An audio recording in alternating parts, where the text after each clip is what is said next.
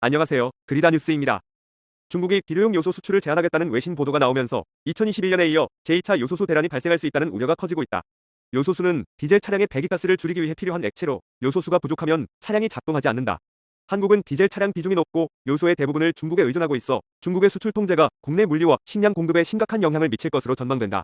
중국의 요소 수출 통제는 석탄 부족과 관련이 있다.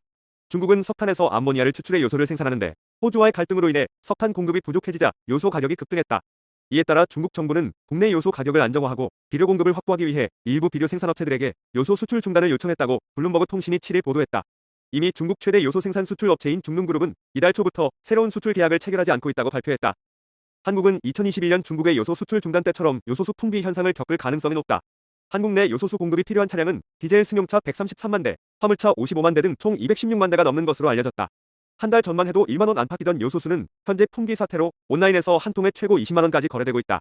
따라서 당장 요소수를 주입해야 하는 대형 화물차 기사 등은 벌써 생계에 어려움을 호소하고 있다. 요소수 대란이 장기화되면 택배, 화물차, 환경미화차, 소방차, 심지어 구급차까지 멈춰설 수 있다는 우려도 나온다.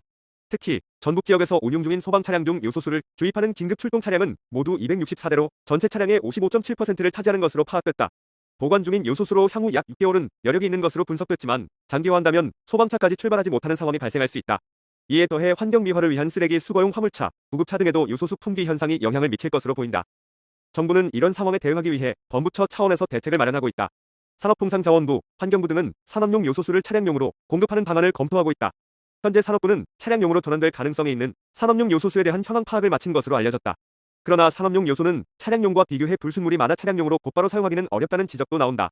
또 산업용 요소수 재고도 넉넉하지 않은 상황에서 임시 방편이라는 지적이다. 한편 청와대는 5일 요소수 수급 안정을 위해 청와대 내 관련 수석 비서관실이 공동 참여하는 TF팀을 즉시 운영토록 지시했다고 밝혔다. 중국은 다음 달부터 갈륨과 게르마늄 수출 통제에 나서는 등 자원 전쟁을 본격화할 예정이다. 정부의 공급망 다변화 정책이 요소수처럼 말로만 그치면 핵심 광물의 중국 의존도가 높은 국내 산업계에 타격이 불가피할 전망이다.